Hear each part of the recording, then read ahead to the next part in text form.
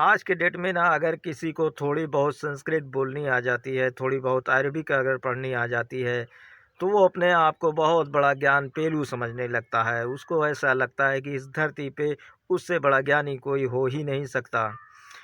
हाल ही में मैंने एक ऐसे व्यक्ति के ऐसे एक बंदे की वीडियो मैंने देखी है जो हिंदू धर्म के बारे में भी अच्छी खासी जानकारी उसके हिसाब से उसके अकॉर्डिंग ऐसा लगता है कि हिंदू धर्म के बारे में वो पूरा जानकार है और इस्लाम के बारे में भी वो पूरा जानकार है, ईसाईयत के बारे में भी वो पूरा जानकार है। वो हर एक धर्म के बारे में बहुत अच्छी तरीके से समझता है और जानता है। वो हिंदू धर्म के हिसाब से अगर देखा जाए तो वो अपने धर्म की तारीफ़ करता है, हिंदू धर्म की तारीफ़ करता है। वैसे हर इंसान को अपने अपने धर्म की तारीफ़ करना, अपने अपने धर्म का प्रचार करना, ये संविधान पूरी इजाज़त देता है हमको। लेकिन संविधान ये इजाज़त नहीं देता कि हम अपने धर्म की तारीफ़ करके किसी और धर्म की बुराई हम करें, किसी और धर्म की हम कमी निकालें। अगर ये कोई करता है तो ये कहीं ना कहीं गलत है। लेकिन ये जो बंदा है ये हिंदू धर्म की तारीफ़ करता है और इस्लाम धर्म की, ईसाई धर्म की बुराई करता है, उसमें कमियां निकालता है, उसमें टिप्पणी करता है। वैसे आज तक अब मैं अपनी पर्सनल बात बताता हूँ कि मैंने आज तक कभी किसी के धर्म में कोई टिप्पणी नहीं की, ना ही तो किसी के धर्म में मैंने कोई कमी निकाली है। लेकिन आज इस बंदे की वीडियो देखने के बाद मैं मजबूर हो गया बोलने के लिए। इस बंदे ने मुझे मजबूर कर दिया, क्योंकि इस ज्ञान पेलू को इतना नहीं, अपने धर्म के बारे में खुद ही नहीं पता, ये दूसरों के धर्म के बारे में कमियां निकालने लगा है। तो आइए पहले उसकी एक छोटी सी वीडियो आप लोगों को दिखाता हूँ। अगर आप लोग मेरे इस चैनल पर नए हैं तो प्लीज़ चैनल को सब्सक्राइब करें, बेल आइकन पर प्रेस करके नोटिफिकेशन को ऑन कर लें, ताकि ऐसी ही इंटरेस्टिंग वीडियो आप लोगों को मिलती रहे। तो आइए पहले मैं आज उस ज्ञान चोदू की एक छोटी सी वीडियो आप लोगों को दिखाता हूँ। ओ भाई बोलना, बोल बे ज्ञान पेलू। कि हिंदू मुस्लिम सिख ईसाई आपस में है भाई भाई, हम सब परमात्मा को पाने के लिए निकले हैं, इसलिए किसी भी रास्ते पर चल पड़ो परमात्मा तो मिल ही जाएगा। ये झूठी बात दिमाग में डाली गई, क्योंकि सबकी पुस्तकों को देखो, सनातन धर्मियों की पुस्तक वेद, मुसलमानों की पुस्तक कुरान और ईसाइयों की पुस्तक बाइबल। इनकी पुस्तक देखो, इनकी पुस्तकें क्या कहती हैं। सनातन धर्म की पुस्तक कहती है अयम निजः परो वैति गणनाम लघुचेतसाम उदार चरिता नाम तु वसुधैव कुटुंबकम। हमारे लिए जो पूरी वसुंधरा, पूरी भूमि एक परिवार है। सनातन धर्म कहता है कि सर्वे भवन्तु सुखिना, सर्वे सन्तु निरामया, सर्वे भद्राणि पश्यन्तु मां कश्चित् दुःख भाग भवेत्। सब सुखी हो, सभी निरोगी, सब पर बरसे ईश्वर की कृपा। ये सनातन धर्मी कहता है। सनातन धर्मी कहता है इंद्रम वर्धन्तो अप्सरा बाघनन्तो रावणा गृण्वन्तो विश्वमार्यम। हम पूरी दुनिया को श्रेष्ठ बनाना चाहते हैं। नहीं कहता कि हम पूरी दुनिया को तलवार के दम पर हिंदू बनाना चाहते हैं, सनातनी बनाना चाहते हैं। वो कहता है श्रेष्ठ बनाना चाहते हैं, मनुर्भव मानव बनाना चाहते हैं।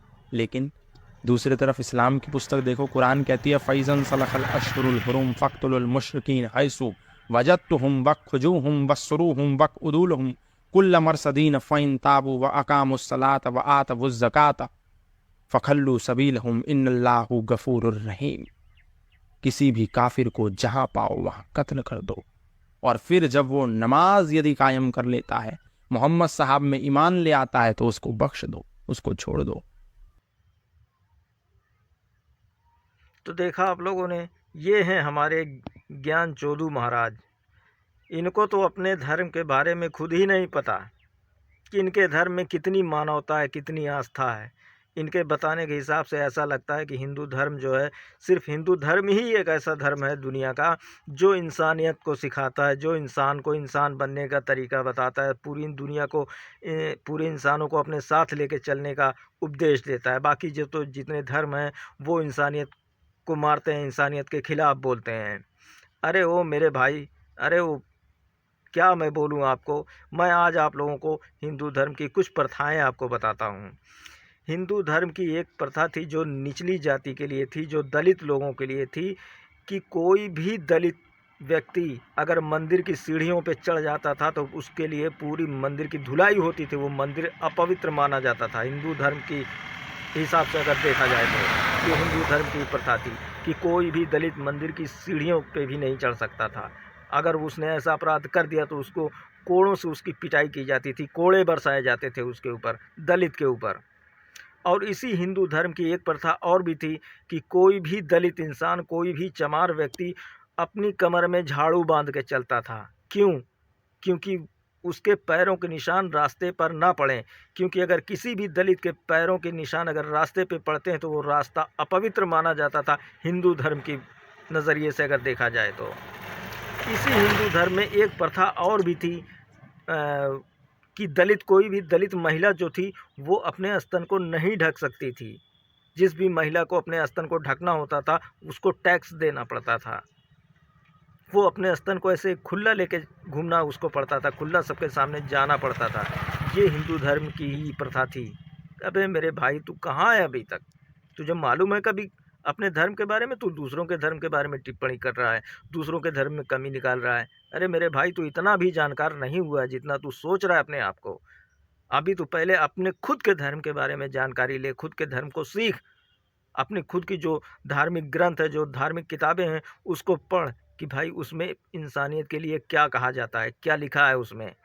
ये जो मैंने बात आपको बताई है ये हिंदू धर्म की ही प्रथा थी जो दलितों के साथ ऐसा करती थी।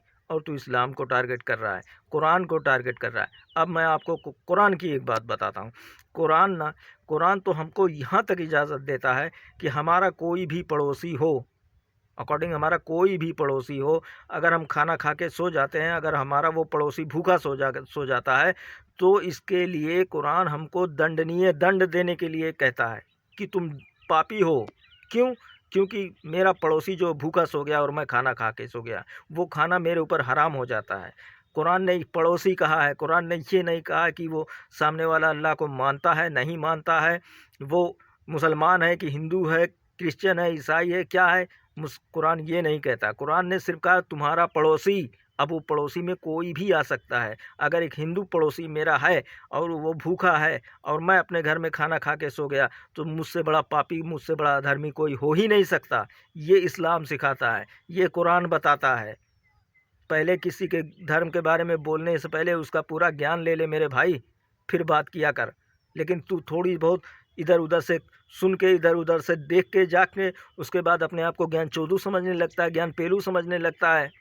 तो किसी के धर्म के ऊपर कभी कमेंट मत करना, किसी के धर्म के बारे में कभी उंगली मत करना। ऐसे ही लोग अपने धर्म की बेइज्जती करवाते हैं, अपने धर्म का अपमान करवाते हैं। जो किसी के धर्म के ऊपर बोलते हैं ना, उनको अपने धर्म के बारे में खुद ही सुनना पड़ जाता है।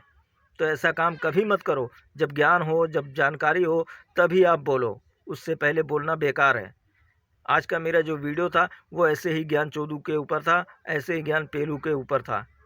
मेरी इस वीडियो से किसी की भावनाओं को आहत पहुंचाने का मेरा कोई मकसद नहीं है। बस मैं ऐसे ज्ञान पेलुओं को सबक सिखाना चाहता था, ऐसे ज्ञान चोदुओं को कुछ जानकारी देना चाहता था। मिलते हैं फिर किसी नेक्स्ट वीडियो में, तब तक के लिए जय हिंद।